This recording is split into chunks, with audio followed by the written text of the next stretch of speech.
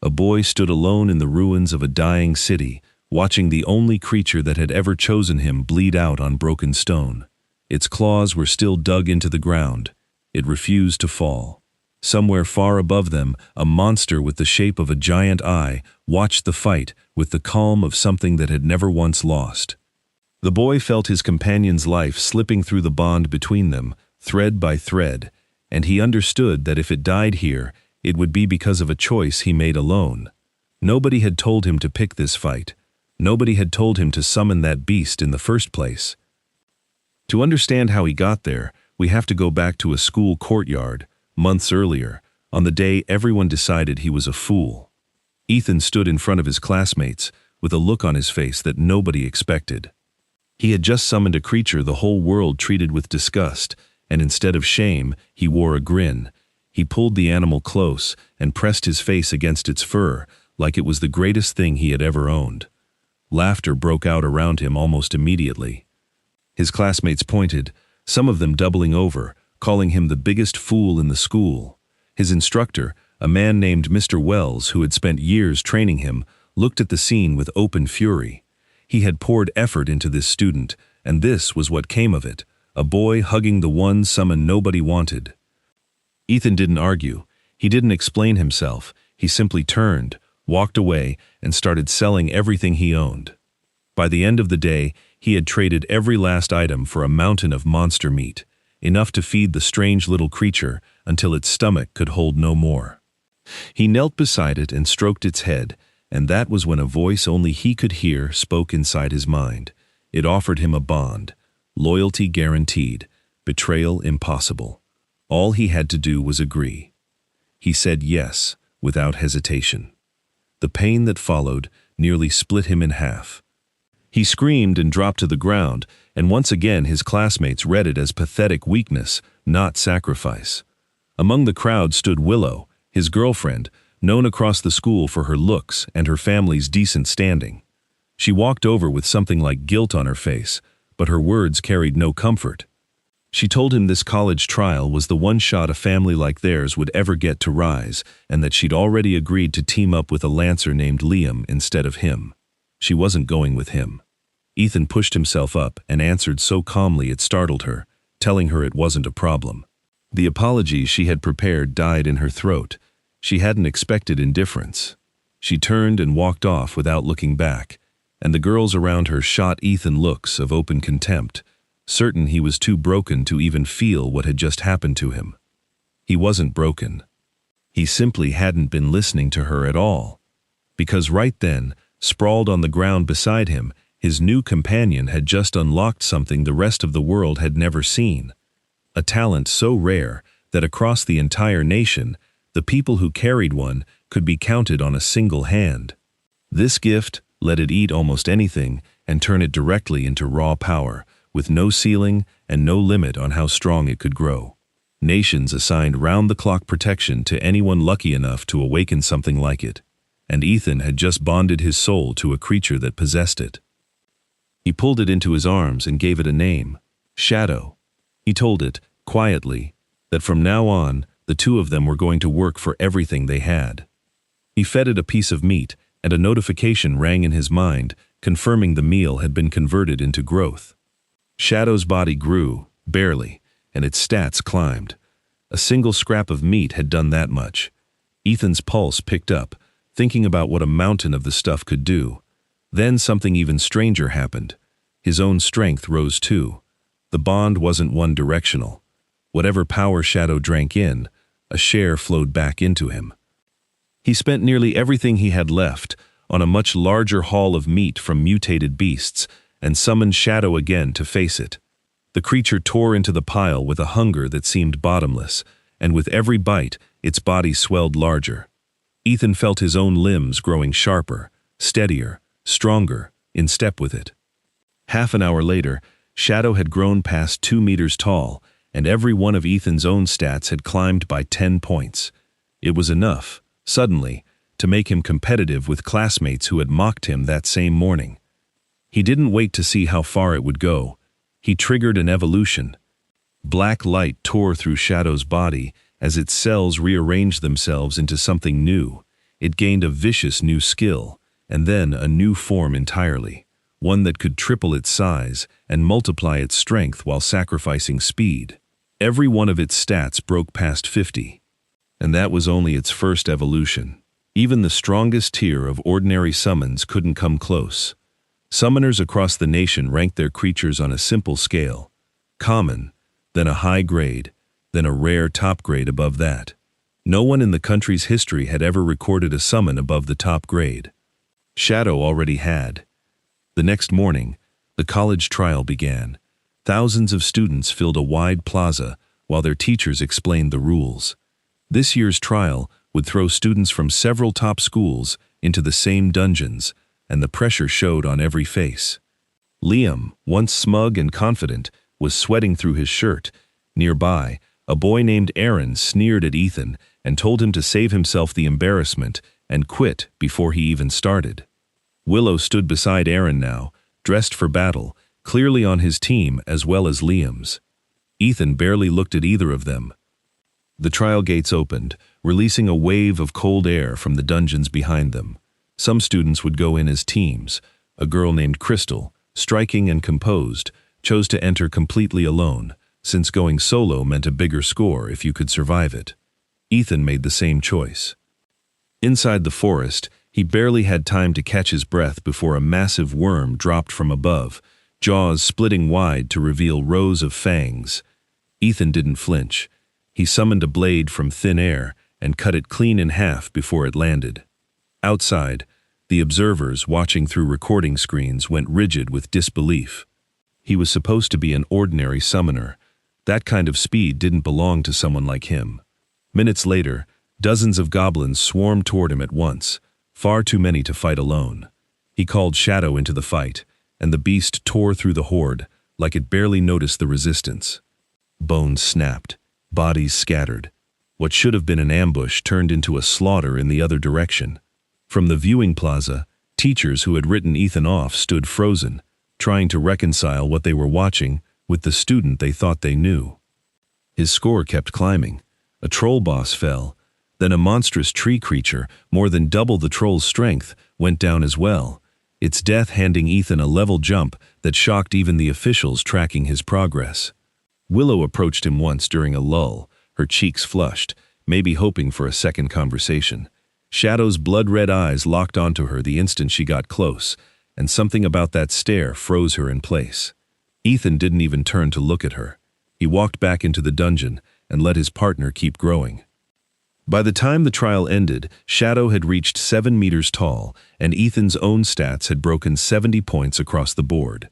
He placed first in the entire province. Willow, who had quit her own dungeon early out of caution, watched the leaderboard confirm her mistake in front of everyone. Her score wouldn't get her into a decent school. Her eyes, when she looked toward Ethan's name at the top, carried something bitter she couldn't quite name. Ethan went home and gave the news to his mother and sister, along with the prize money that came with first place.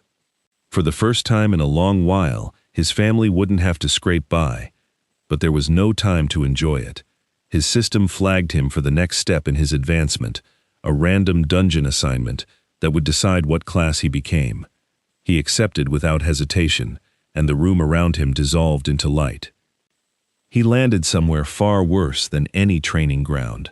A voice in his head informed him he had entered a world riddled with holes, teetering on total collapse, its last survivors barely hanging on. He was given a choice: kill enough of the monsters overrunning it and try to protect who he could, or help the source of all those monsters finish devouring the world entirely, in exchange for a reward. 10 people had been pulled into this trial. He wouldn't be allowed to leave early, no matter what he found. Ethan didn't hesitate over the decision. If the alternative meant helping something evil finish what it started, there was nothing to consider. He picked himself up out of the wreckage he'd landed in and started walking toward whatever came next, with no idea yet how close this world would come to costing him the one bond that mattered most. Ethan hadn't taken more than a few steps through the wreckage when a girl came flying backward through a glass doorway, shattered pieces raining down around her. She hit the ground hard. Behind her, something red and skinless tore through the opening, crawling on too many limbs, already lunging. The girl reached for a sword lying just out of her grasp, a half-second too slow to save herself. Ethan closed the distance and cut the creature down before it landed on her. She introduced herself as Robin, and he gave her his own name in return, barely getting the words out before another voice screamed a warning to fall back. Robin's face went pale and she grabbed his arm to pull him away. A car came hurtling through the air toward them a heartbeat later. Ethan shoved her behind him and took the impact on his weapon, skidding back several meters before he found his footing again. Robin ran to him anyway, wincing through her own pain, asking if he was hurt. He barely had time to answer. Ahead of them stood something two-legged, covered in jagged spikes, closing the distance fast. Robin called it a blade demon and told him there was no outrunning it. She was right. It surged forward, and Ethan met it head-on, borrowing her sword for a second blade so he could fight with one in each hand. The exchange between them moved too fast to follow, blow after blow ringing out, until Ethan found the gap he needed and drove his blade straight through its chest. Robin studied him afterward, rubbing a bruised arm, and asked plainly if he was even from this world. He didn't know how to explain it, so he just offered a faint smile instead. She filled him in as they walked. A poisonous haze had been choking this place for a month straight, twisting people who breathed too much of it into mindless killers. Lately, it had gotten worse, warping buildings and rivers into monstrous shapes too. Nobody left here had any idea how to survive it anymore. They hadn't gone far before a group of panicked survivors rounded the corner, led by a tall woman shouting at Robin to run. The ground started shaking under their feet before she finished the sentence. A wave of red mist rolled in, and shapes began dropping down from the buildings around them, cutting off every direction at once. The group froze, dread settling over all of them at the same time. The woman, Luna, grabbed Robin and told her to stay close, assuming Ethan belonged to some other camp of survivors. He ignored the assumption completely and walked straight toward the wall of monsters closing in. Luna called after him, certain he'd lost his nerve, telling him this wasn't the moment for heroics. He corrected her without turning around.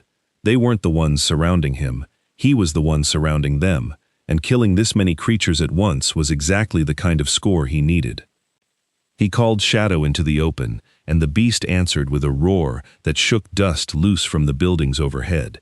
It grew instantly into its heaviest form, taller than some of the structures around them, and slammed into the wave of monsters like a falling building. Everything it touched died within seconds, boiled away into nothing. When a smaller pack broke off toward the survivors, Luna shouted another warning, already moving to shield them. Then she stopped mid-step. Ethan wasn't retreating. He was walking straight into the pack, cutting through them like they weren't even a threat. Every one of them dropped before they got close. Luna's confidence cracked. There wasn't a single mark of corruption on him, which should have made him weak in this poisoned world, not devastating.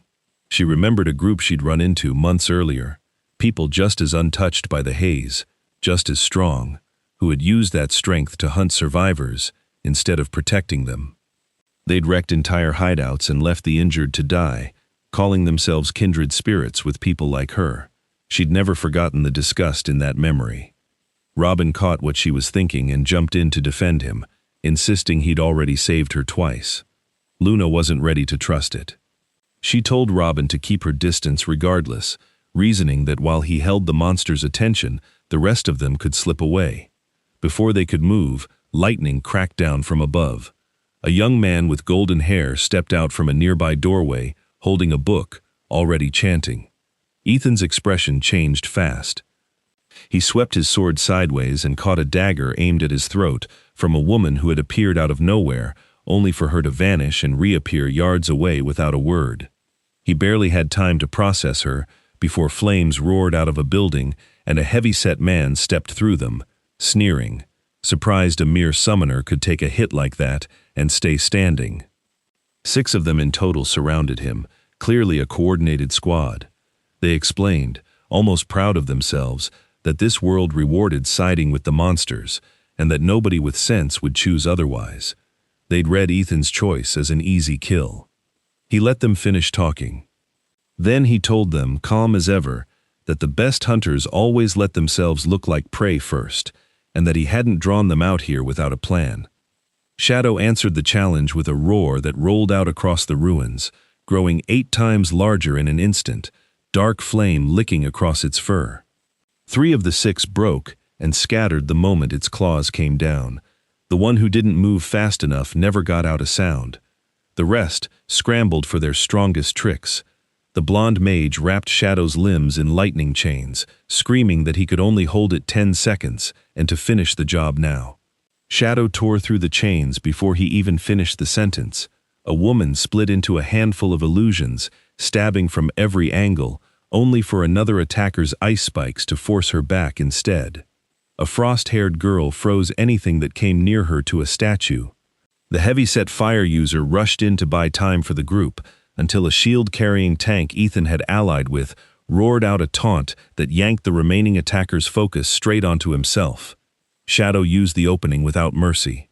One by one, the squad that had planned Ethan's death became the ones who didn't walk away. Only the blonde mage was left when it was over.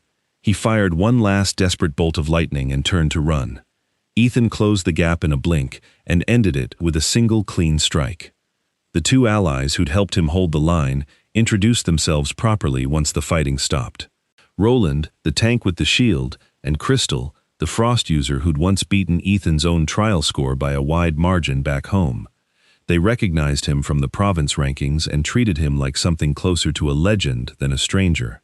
When Ethan told them his real goal, killing the source of all these monsters, neither of them hesitated to join him.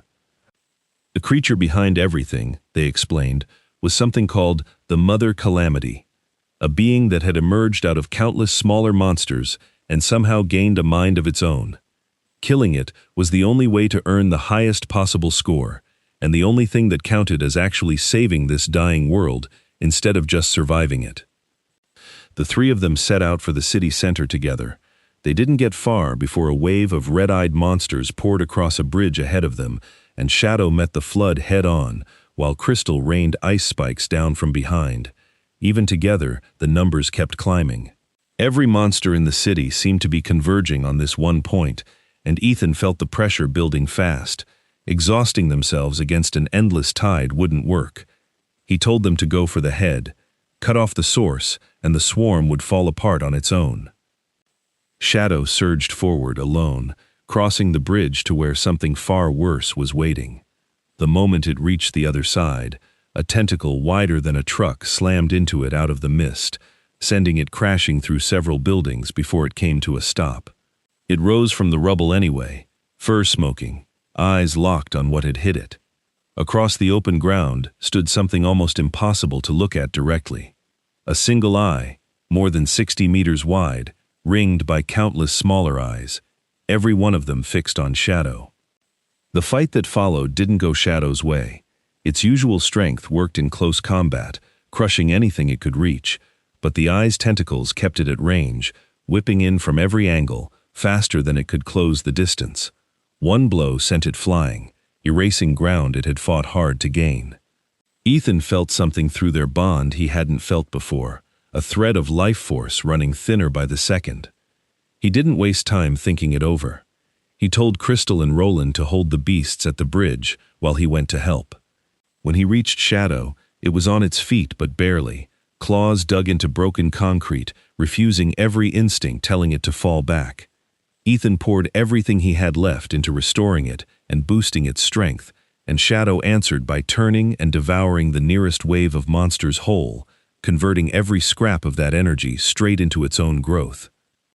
The eye sensed what was happening and screamed an order for its swarm to pull back. It was already too late. Ethan didn't wait to see how the surge would play out. He hit the button for evolution. Black light tore out of Shadow's body and shot into the sky like a pillar breaking through the clouds. Its frame kept growing past 100 meters, fur turning from black to something touched with gold, a new coat of raw power settling over it. 2 new gifts locked into place at once, a sharper claw skill and a talent that pushed every stat up by 60 points in a single stroke. Ethan let out a breath he hadn't realized he was holding. Another full-body upgrade, and this one had come at the worst possible moment for their enemy. The giant eye understood what it was looking at and reacted with something close to panic, followed fast by fury. It had been saving its own reserves to evolve into something stronger, and now it burned through them early, bloating its body larger, growing barbs along every tentacle. 15 of them lashed out at once, the ground shaking with the force. Shadow stood through it without giving an inch, its new golden glow barely trembling under blows that would have flattened almost anything else. The two of them tore into each other for hours. Buildings collapsed around them. The ground split open in long furrows.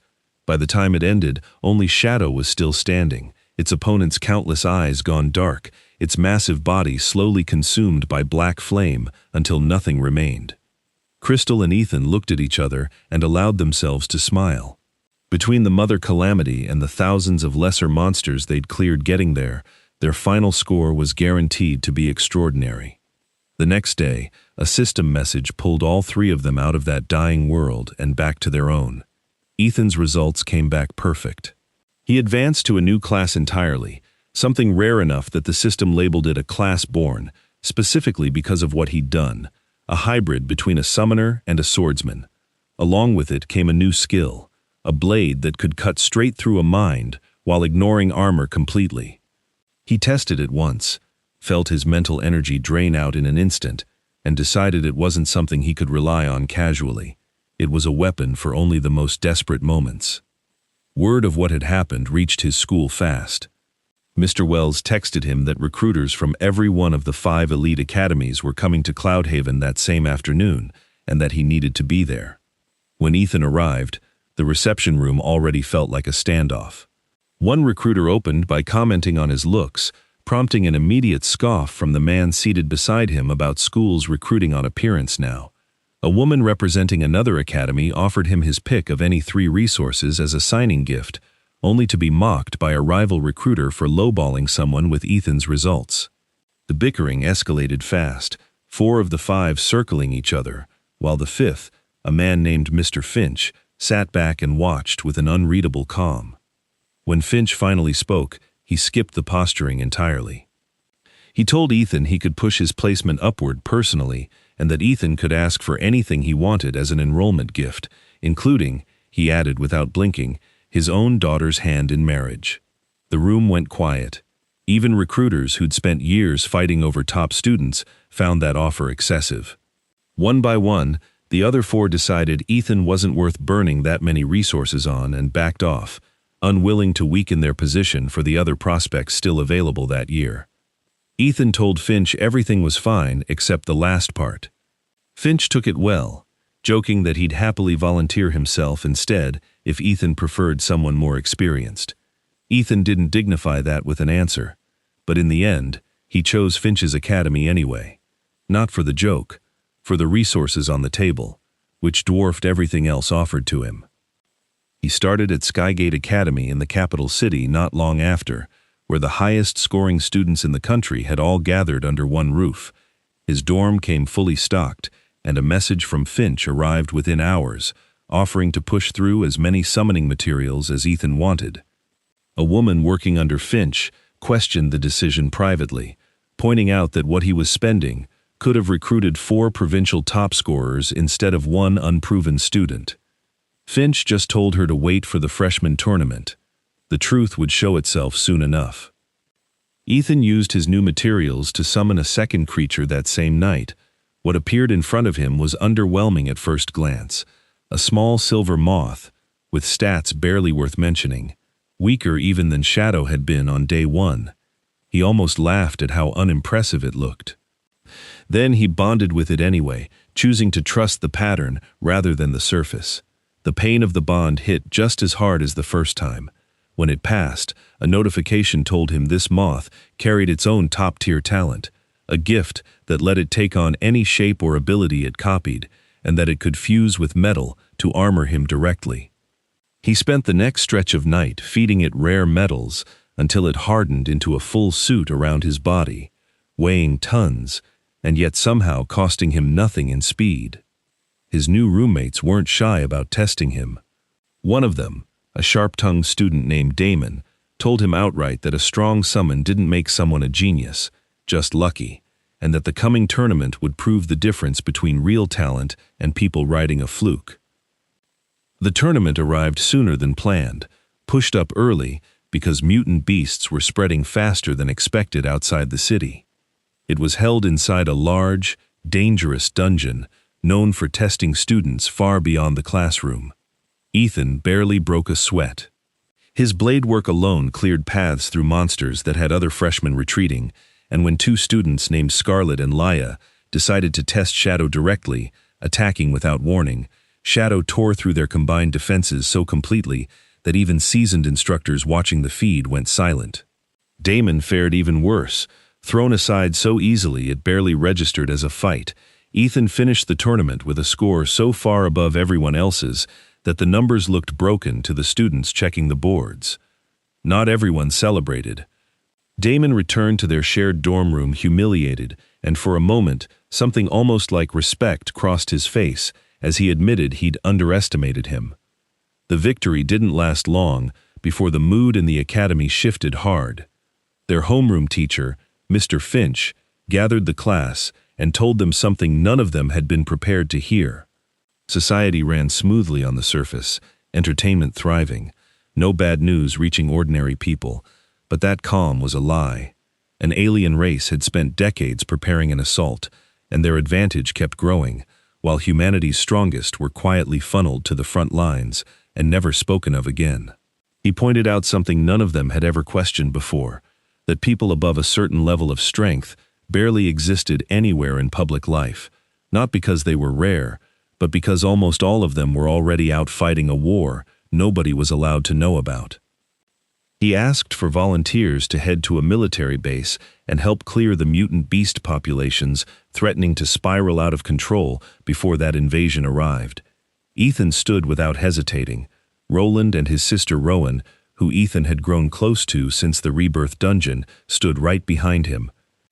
They shipped out to a base hundreds of kilometers away, where soldiers waited for them at the gate, with the kind of seriousness that stripped the casualness out of every student who arrived. Missions were posted by difficulty, matched loosely to how strong a fighter needed to be. Ethan skimmed past the safe ones without a second look and picked 3 targets that outranked his own strength by a wide margin: a berserk ape, a twin-fanged tiger, and an armored crocodile, all requiring power well beyond what his level technically allowed. Command noticed almost immediately. A soldier flagged the mismatch to her commanding officer, a man named Yang, who studied the file and found himself questioning whether this was confidence or a death wish. Watching the footage that followed made the answer clear enough. Ethan met a python nearly as thick as a tree trunk with his bare hands, snapping its fangs and crushing its skull before it even understood it had lost. When the berserk ape showed up moments later, 3 times the python's danger, Ethan didn't flinch either, ending the fight with a mental strike so precise it dropped the creature's body without a mark to show for it. Yang watched the recording twice before pulling himself away from the command center entirely. He slipped into a private room, sealed it, and reached out to someone on a hidden channel, a contact who answered sounding weak, admitting he was gravely injured and might not survive. Yang asked plainly how strong the boy really was. The voice on the other end told him something that unsettled him more than any battle footage had. Even the 2 of them together, at their peak, wouldn't have stood a chance against someone with this kind of ceiling. Whatever was coming for humanity, this contact warned, would notice a threat like that eventually. And when it did, it wouldn't wait long to act. Ethan didn't slow down after the ape. He kept working through targets that should have been far out of reach, taking down a tiger 3 times his measured level, and an armored crocodile that dragged Shadow into a lake and tried to drown the fight out of him. Shadow came up from underneath the water instead, twice its usual size, and the crocodile didn't last another minute once it did. He returned to base near 1 in the morning and walked straight to the mission counter to log the kills. The soldier checking him in double-checked the numbers twice before accepting they were real. Word spread through the base within the hour, and by morning it had spread to every other base running the same operation. A first-year Skygate student, barely past his opening rank, had logged more contribution points in a single stretch than most third years managed in weeks. Not every officer believed it at first. Across the region at a base under a different set of academies, an instructor named Ferris caught sight of the name on the shared ranking board and stopped mid-sentence. He recognized it immediately, having personally lost the recruitment fight for this student to Finch months earlier.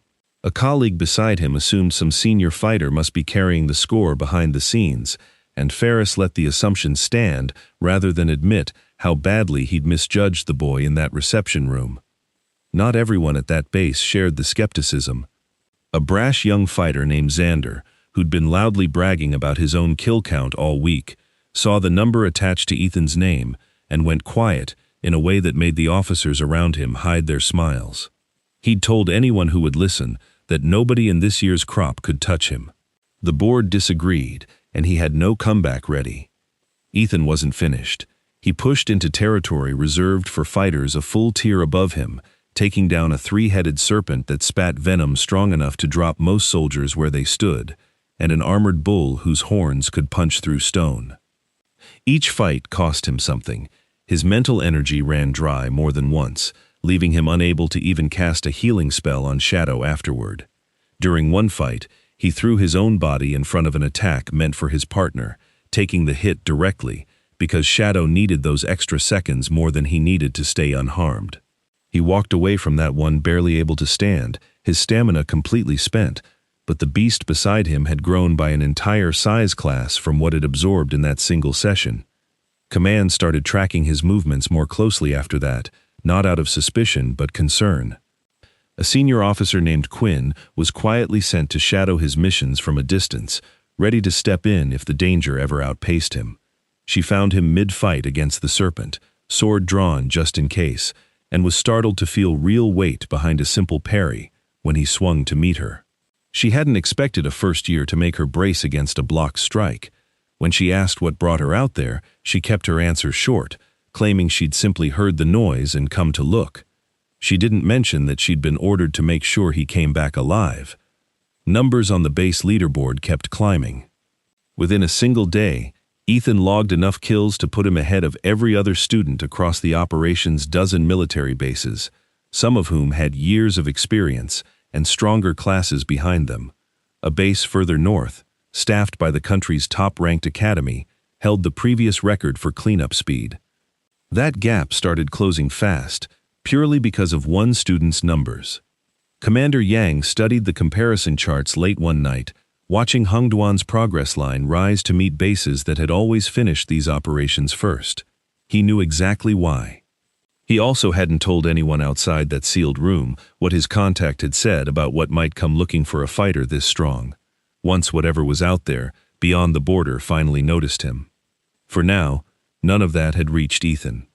He didn't know about the call Yang had made in secret, or the warning about assassins meant for fighters who tipped the balance too far in humanity's favor.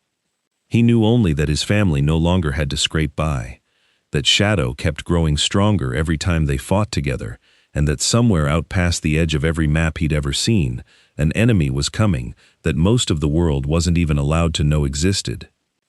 He'd started as a boy nobody believed in, mocked for loving a creature everyone else called worthless.